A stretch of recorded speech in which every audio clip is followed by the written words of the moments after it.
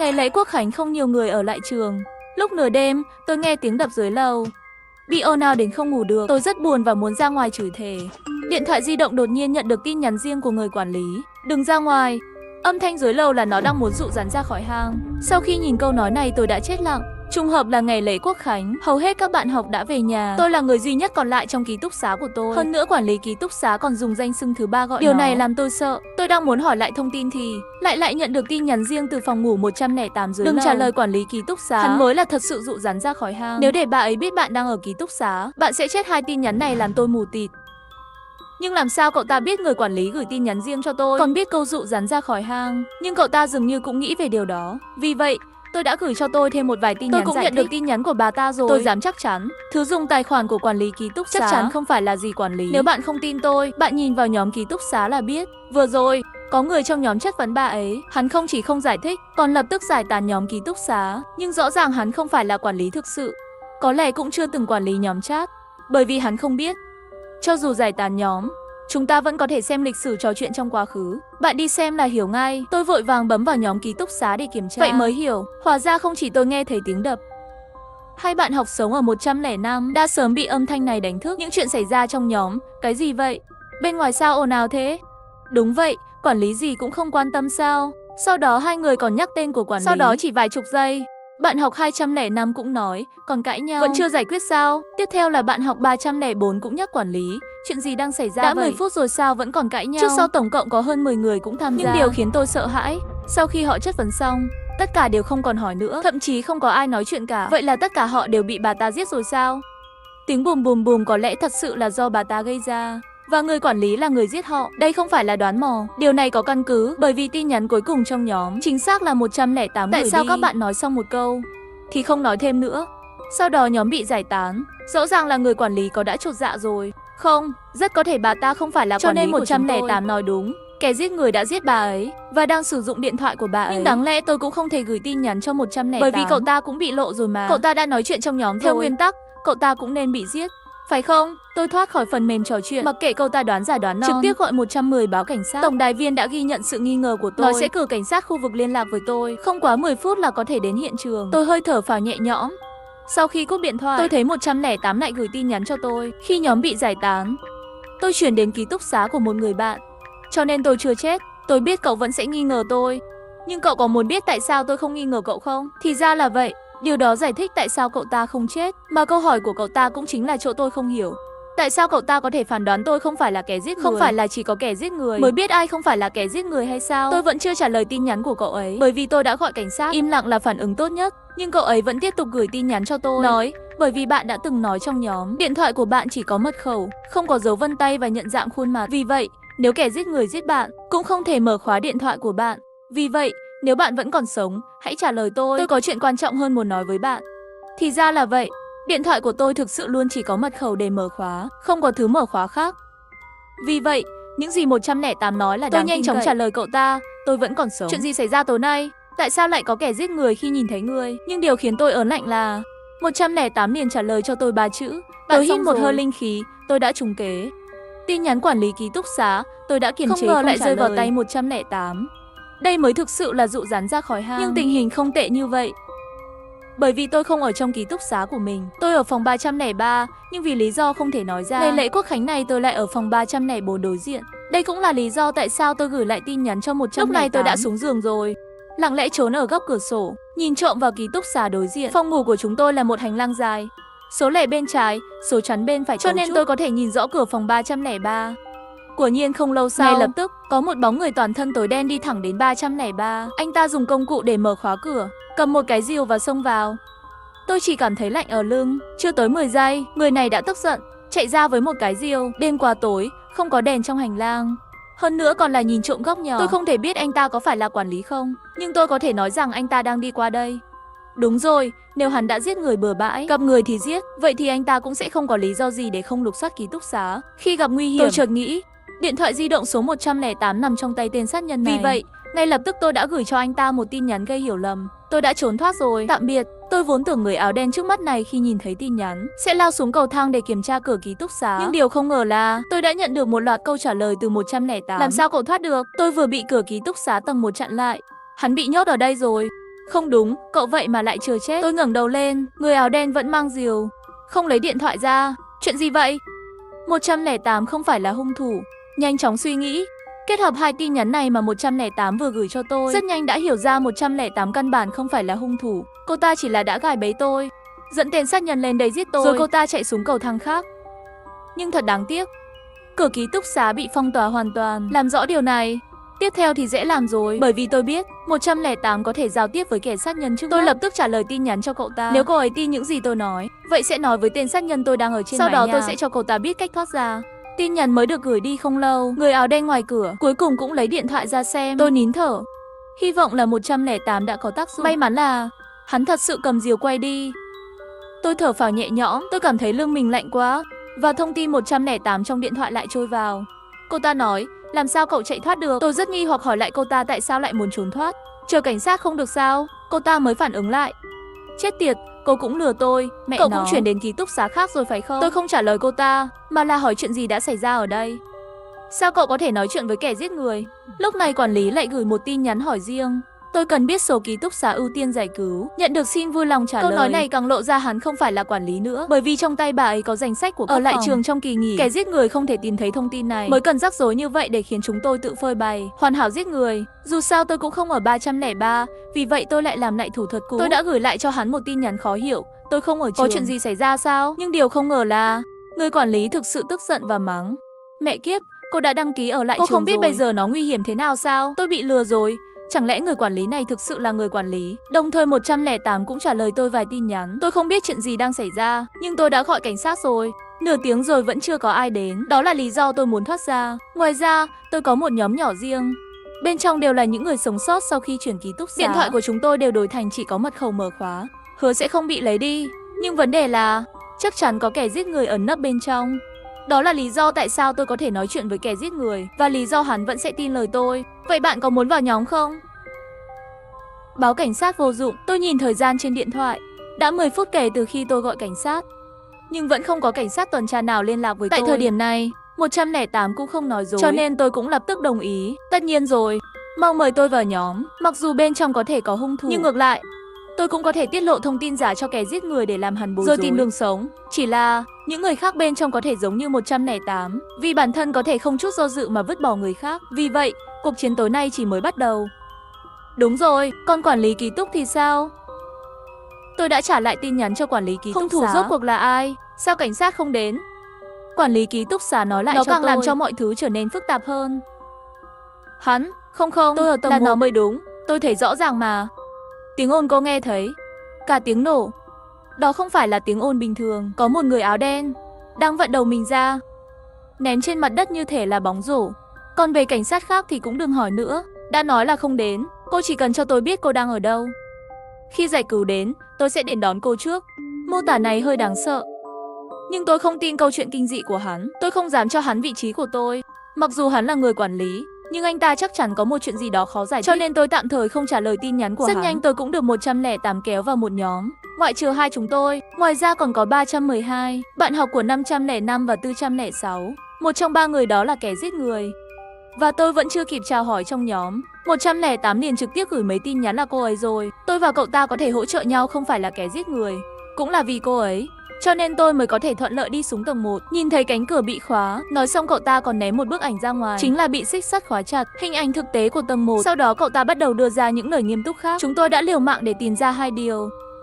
Thứ nhất, chạy trốn là vô ích. Thứ hai là trong số 5 người chúng ta, có một người là kẻ giết người. Vì vậy, tôi đề nghị chúng ta trực tiếp đặt một cuộc họp, và 4 đánh 1 là cơ hội duy nhất. Thật là một cô gái kẻ ngốc, nếu không phải suýt bị cô ta giết chết, tôi có thể sẽ tin. Vì vậy, câu đầu tiên của tôi trong nhóm là tôi đồng ý không cần biết ai là kẻ giết người, chỉ cần giết hắn là được rồi, bởi vì dù sao cũng không trốn thoát được. 108 lại nhắn tin riêng cho tôi, bạn đang làm gì vậy? Không từ chối sao? Tôi tưởng cậu sẽ từ chối. Tôi cười, đúng tôi vậy. Đã thấy lý do tại sao cô ấy làm vậy. 108 quỷ kế đa đoan, chiêu này không phải thật sự là kêu gọi mọi người. Kẻ ngốc sẽ không đồng ý, bản thân cậu ta cũng không. Tôi đã tận mắt nhìn thấy chiếc rìu lớn mà kẻ giết người mang theo. 108 chắc chắn cũng đã nhìn thấy rồi. Đừng nói 4 đấu 1, Tây không 10 đấu 1 cũng không có cơ hội thắng. Đương nhiên đề nghị này của cậu ta cũng không chỉ là vì hại người, mà là có mưu đồ khác. Tôi nhắn tin riêng trả lời 108 nói tôi biết bạn muốn làm gì. Đề nghị này của bạn, họ chắc chắn sẽ phản đối. Để chúng hình thành mặt trận thống nhất lại trừ bạn. đúng không? Và bạn muốn tôi lẻn vào, nhận đủ thông tin. Tốt nhất là tìm ra kẻ giết người là ai. Nhưng đừng nghĩ nữa, đây là để ép tôi vào cuộc, hãy để tôi thử. Kéo xuống đi, đây cũng là vì sao 108 không thương lượng với tôi. Lý do đề nghị trực tiếp, bởi vì cậu ta muốn nói trước. Nhưng tôi sẽ không làm những gì mà cậu ta muốn. Phản ứng của 3 người còn lại trong nhóm đúng như mong đợi. 312 tôi nghĩ vẫn phải lên kế hoạch lâu dài. 505 đúng vậy, hắn là một con quái vật mắt đỏ giết người. Làm thế nào chúng ta vượt qua được? 406 tôi nghĩ tốt hơn là chờ cảnh sát. Tôi lại gửi tin nhắn cho 108. Ngay lúc này, tôi cảm thấy 3 người họ đã thành một nhóm 3 người nhóm đặc biệt nhắm vào hai chúng tôi, bởi vì chắc chắn họ đã nghi ngờ rồi. Có một kẻ giết người giữa chúng ta, hoặc cả hai chúng ta đều là kẻ giết người. Vì vậy, đừng giả vờ chết nữa, nếu không biết, họ sẽ thảo luận sau lưng. Cậu cái gì cũng không thể làm gì 108 cuối cùng cũng gửi tin nhắn riêng cho tôi rồi. Cậu thật không đơn giản. Làm thành tình huống này, bạn còn có thể làm gì nữa? Tôi cũng đã nói ra yêu cầu của mình, tôi sẽ dẫn đầu. Bạn hợp tác với tôi hiểu không? Cậu ta rất không phục. Gửi cho tôi một dấu hỏi, tôi đã gửi cho cậu ta yêu cầu đầu tiên. Cậu nói trong nhóm là cậu biết ai là kẻ giết người. Nhanh lên, vì sao? 108 lại hỏi riêng tôi không khách khí với cô ta, mà là tiếp tục ra lệnh cho cô ta. Nhưng cô ta cứ hỏi lại làm thời gian trôi qua. Cô ta chỉ có thể nói một câu trong nhóm. Lý do tại sao tôi đề nghị như vậy ở trên, bởi vì tôi đã biết ai là kẻ giết người. Quả nhiên 3 người kia lại nhảy ra. 312 vì bạn biết đó là ai, nhưng tại sao lại để chúng tôi tập hợp? Mục đích là gì? Tôi nghĩ là cậu đang cố giết chúng tôi. Không có một lời nói thật. 505 bạn biết bạn đang nói gì không? Giả vờ cái gì chứ? Và cuối cùng đến lượt tôi đã ném một câu như thế này trong nhóm. Lần này cậu ta không nói dối, chúng tôi biết kẻ giết người là ai, nhưng không phải người trong nhóm chúng tôi. Sau đó tôi lại hỏi, chẳng lẽ các bạn không nói chuyện riêng với quản lý ký túc xá? Nhìn thấy câu này, họ đều im lặng. Tôi càng muốn họ thảo luận điều đó trong một nhóm nhỏ 3 người. Và 108 cũng nhanh chóng gửi tin nhắn riêng cho tôi, hỏi tại sao phải nhắc đến quản lý ký túc xá. Cậu không biết là chúng ta đã chắc chắn là bà ấy bị giết sao? Tất nhiên là tôi biết. 108 có thể quên. Lúc đầu cậu ta nhắn tin riêng cho tôi bằng cách nói với tôi, tài khoản ký túc xá không phải do người thật sử dụng. Nhưng sau đó tôi đã xác nhận, người quản lý thực sự vẫn là chính bà ấy. Tôi nghĩ nó rất quan trọng, cho nên tôi cũng hỏi lại 108. Tại sao bạn nghĩ quản lý đã bị giết rồi? 108 cũng trả lời, bởi vì bà ấy luôn muốn biết tôi đang ở đâu. Nhận được câu trả lời tôi muốn, tôi cũng thuận tiện đưa ra quan điểm của mình. Đúng vậy. Đó là lý do tại sao bà ấy trông giống như một kẻ giết người. Nhưng nếu bà ta không phải là kẻ giết người thì sao? Nếu ngay lúc bắt đầu bà ấy không đưa danh sách cho hung thủ, nhưng hắn có mục đích khác. 108 cuối cùng cũng nhận ra. Tôi hiểu rồi, thì ra là vậy. Tôi biết mà. 108 cuối cùng cũng hiểu ra. Điều đó có nghĩa là cô ấy thực sự tham gia, cô ấy sẽ giúp tôi. Cuối cùng trong nhóm lại có động tĩnh. 505 nói chuyện riêng trong nhóm, nhưng cậu ta luôn không lịch sự, cho nên chúng tôi căn bản không để ý đến cậu ta nữa. Ở đây cũng chẳng tốt lành gì, chắc là quản lý ký túc xá cũng liên tục muốn thông tin vị trí của họ. 406 cũng bổ sung rằng ký túc xá không thể là kẻ giết người, nếu không, bà ta không cần phải gây ồn ào để thu hút chúng ta. Vì vậy, bà ta chắc chắn đã bị giết ngay từ đầu. Có thể chắc chắn họ ở trong một nhóm 3 người, đã thương lượng một sự đồng thuận như vậy rồi. Cũng đủ rồi. Tôi lập tức nói dài dòng trong nhóm. Nhưng bạn đã bao giờ nghĩ về nó chưa? Phòng an ninh của ký túc xá ở ngay cạnh cửa chính ở tầng 1 và bức ảnh 108 gửi đi rất rõ ràng. Cánh cổng không bị phá ha. Điều này cho thấy khả năng cao là quản lý ký túc xá mở cửa. Điều này cho thấy người quản lý ít nhất cũng là đồng phạm. Điều này còn phù hợp với lý luận của các bạn nữa sao? Tại sao bà ấy không phản bội chúng ta ngay từ đầu, mà là muốn hung thủ tự tìm cách tìm ra chúng ta? Tôi đoán là vì hung thủ đã phản bội bà ấy. Có lẽ từ lúc họ bắt đầu chỉ là thương lượng để làm điều việc xấu nào đó, như ăn cắp tiền bạc. Nhưng không nghĩ tới tên này lên đây liền trực tiếp giết người. Điều này cũng giải thích tại sao cảnh sát không đến. Bởi vì đồn cảnh sát trong trường chúng ta quan hệ tốt với ban giám hiệu nhà trường. Có chuyện gì họ nhất định phải gọi cho người quản lý trước. Nhưng miễn là người quản lý phủ nhận, rất có thể họ sẽ nghĩ là học sinh đang chơi đùa. Bởi vì đây không phải là lần đầu tiên chúng ta báo án giả với cảnh sát. Trước đây chỉ vì chuyện này mà đã bắt không ít học sinh. Cho nên cảnh sát không đến là bởi vì quản lý ngăn cản họ, cũng là kẻ đồng phạm. Tôi vẫn đang cố đánh máy. 406 lại xen vào hỏi, đều là suy đoán của bạn mà thôi. Cậu có bằng chứng gì không? Tôi cũng lập tức đưa ra bằng chứng. Các bạn xem lịch sử trò chuyện riêng với quản lý ký túc xá. Có phải là nhấn mạnh sắp có người đến giải cứu không? Điều này có nghĩa là bà ta cũng biết mình bị mắc kẹt, đang tìm cách cứu viện khác. Ý tôi là muốn sống sót nhất định phải bắt đầu từ chỗ quản lý ký túc xá. 108 cũng kịp thời bổ sung câu, đúng vậy, tìm ra vị trí của quản lý ký túc xá. Có thể, càng tốt hơn là tìm ra kẻ giết người đang trốn giữa chúng ta. 505 cũng hỏi, vậy ý bạn là gì? Chúng ta vẫn phải tập hợp sao? Câu này chắc chắn là thăm dò, nhưng câu trả lời của tôi là muốn tập hợp lại, trước tiên phải tìm ra vị trí của quản lý ký túc xá. Nếu cuộc giải cứu tối nay không xảy ra, vậy người sống sót cuối cùng nhất định là bà ấy. Cả nhóm lại rơi vào im lặng. Chỉ có 108 mới nhẹ nhàng bổ sung một câu, đúng vậy. Đây chính là tôi và cậu ấy đã dùng tính mạng để kết luận. Đây mới là lý do tại sao tôi nói muốn tập hợp lại. Tôi lập tức gửi tin nhắn riêng cho 108. Trời ơi, không phải là cậu ta tin lời tôi rồi đấy chứ. 108 lại không có vẻ ngạc nhiên, không có tin. Rõ ràng là cậu chỉ nói với một người về kẻ giết người thực sự, đúng không? Nếu dự đoán của chúng tôi là đúng, hung thủ thật sự có một đoạn vướng mắc với quản lý ký túc xá, vậy thì nhất định sẽ dẫn đầu trong việc tìm ra người quản lý. Nhưng làm như vậy không cải thiện được gì, bởi vì còn thiếu một điều kiện cần thiết. Chắc chắn rồi, cậu ta vẫn hiểu tôi đang làm gì. Điều kiện cần thiết này là chìa khóa để chúng tôi có thể chiếm thế thượng phong. Nhưng có lẽ là điều kiện cần thiết này quá trình rất nguy hiểm. Vì vậy, điều này tôi vốn để cậu ta làm điều đó. Không ngờ lúc này cậu ta đột nhiên lại phản khách sáu chủ từ bị động thành chủ động. Tôi có thể đoán được điều kiện cần thiết này nguy hiểm như thế nào. Cho nên tôi ngả bài, việc này tôi không làm, mà là bạn tự mà làm. Nếu không cậu sẽ chết chắc rồi, bởi vì một câu nói của tôi có thể khiến cậu chết. Đừng nghĩ là tôi không để ý đến. Lúc bạn bảo tôi dẫn kẻ giết người lên mái nhà, có phải vì cậu đang gặp nguy hiểm đúng không? Lúc đó hung thủ ở đâu đó gần 303. Bạn đột ngột để tôi dẫn hắn đi. Chỉ có một lý do, chắc cậu đang trốn trong phòng ngủ gần 303. Hoặc là 301 và 305 bên cạnh. Hoặc là phòng ngủ 304 đối diện. Đúng không? Vì vậy, bây giờ tới tôi làm chủ mọi chuyện. Bạn đi tìm quản lý ký túc xá để giải quyết điều kiện cần thiết này. Tôi liền đổ mồ hôi lạnh. Mẹ kiếp, hóa ra cậu ta đã nhìn thấu tôi rồi, nhưng vẫn luôn chịu đựng. Mục đích chính là để đưa ra một nước cờ đi vào lúc này. Thật đáng hận. Nhưng tôi cũng không thể làm gì được, chỉ có thể cố gắng lên. Bởi vì ba người đó, bao gồm cả hung thủ, sẽ có hành động ngay lập tức. Nếu tôi không nhanh lên, thì kế hoạch do mình lập nên sẽ bị phá hủy. Sau vài giây suy nghĩ, tôi bấm vào ảnh đại diện của quản lý gửi cho bà ta một tin nhắn như thế này. Họ đều biết gì đứng sau chuyện này. Những người sống sót mà đã liên lạc với gì, bây giờ tất cả đều đang tìm kể cả hung thủ, và tôi biết gì đang trốn ở đâu. Tôi đoán lúc này trong điện thoại của người quản lý chắc hẳn đã có thông báo tin nhắn riêng của vài người, cho nên thời gian bà ta trả lời tôi cũng có vẻ rất chậm. Tôi cần ba người đó nhắn tin liên tiếp tới quản lý. Điều này rất quan trọng đối với việc tôi liên lạc với bà ấy ở bước tiếp theo. Khoảng 30 giây sau, cuối cùng bà ấy đã gửi lại tin nhắn cho tôi. Cậu đang nói cái gì thế? Vu cáo tôi, nói cho tôi biết chuyện gì đang xảy ra. Mục đích của hung thủ là gì? Làm thế nào tôi có thể trốn thoát? Nếu không tôi sẽ tiết lộ vị trí của gì. Cô không thể biết chính xác vị trí của tôi. Nếu muốn dùng cách nói này để tìm ra vị trí của tôi, cứ từ bỏ đi, tôi thực sự không biết chuyện gì đang xảy ra với kẻ giết người. Cơ hội duy nhất để trốn thoát là chờ cứu hộ. Cho cô một cơ hội cuối cùng, hãy cho tôi biết vị trí của cô đang trốn ở đâu. Nếu không sau khi cứu hộ đến, không thể ưu tiên cứu cô nữa. Mặc dù bà ấy đang đề phòng từng lời nói, giống như đang từ chối tôi. Nhưng với tôi, quá trình giao tiếp thực sự không tệ. Bởi vì nếu bà ấy muốn nói chuyện với tôi, vậy là hắn bị lừa rồi. Cái gọi là điều kiện cần thiết căn bản không phải là vị trí của hắn, mà là chuyện khác. Tôi phải đẩy nhanh quá trình. Tôi hỏi lại quản lý ký túc xá. Dì đã không làm bất kỳ bài kiểm tra nào với tôi. Sao dì lại nghĩ tôi là người sống sót, không phải người bị giết và lấy đi điện thoại di động? Tôi cá là bà ta không cẩn thận như 108. Quả nhiên, bà ấy chỉ trả lời mơ hồ. Cho dù bạn có phải người tốt hay không, hoặc là cho vị trí cứu hộ, hoặc là kết thúc cuộc trò chuyện. Bà ta vội vàng.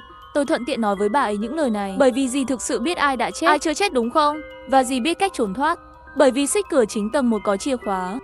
Điều kiện tiên quyết không phải là tìm được vị trí của bà ấy hay là giết bà ấy, mà là chìa khóa. Tôi có thể đoán được điều này, bởi vì kẻ giết người mang theo một cái rìu, có công cụ cậy khóa chuyên nghiệp, nhưng cửa tầng 1 vẫn còn nguyên vẹn. Chỉ có thể nói không chỉ là người quản lý mở cửa cho hắn ta, ngay cả chìa khóa cũng không trên người quản lý. Bà ta chắc chắn biết về cái chìa khóa này. Vậy tại sao điều này lại nguy hiểm? Bởi vì để có được chìa khóa, nhất định phải rời khỏi nơi ẩn náu an toàn, và để người quản lý tiết lộ vị trí chìa khóa. Câu nói quan trọng nhất là tôi có thể đi lấy chìa khóa, tôi có thể đưa dì đi cùng, nếu dì cung cấp thông tin thật. Và câu trả lời của bà ấy rất nhanh. Đúng vậy, quả nhiên như thế. Quản gia biết chìa khóa ở đâu. Tiếp theo là thời điểm quan trọng nhất, làm cách nào để tránh nguy hiểm và lấy chìa khóa.